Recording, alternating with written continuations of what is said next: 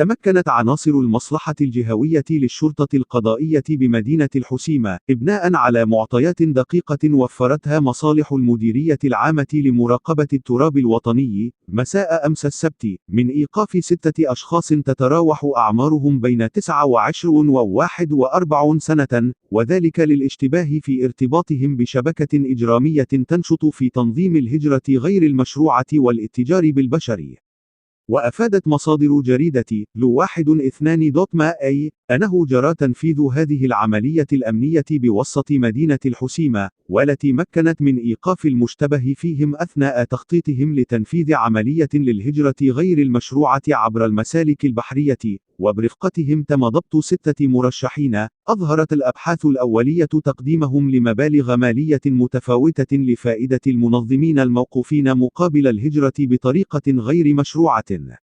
وأكدت المصادر ذاتها أن مواصلة إجراءات البحث أسفرت عن حجز قارب بحر بميناء مدينة الحسيمة، وذلك للاشتباه في تجهيزه للاستعمال في عمليات الهجرة غير الشرعية. وقد تم إخضاع الموقوفين للبحث القضائي الذي يجري تحت إشراف النيابة العامة المختصة، وذلك للكشف عن جميع ظروف وملابسات هذه القضية، وكذا تحديد كافة الامتدادات والارتباطات المحتملة لهذه الشبكة.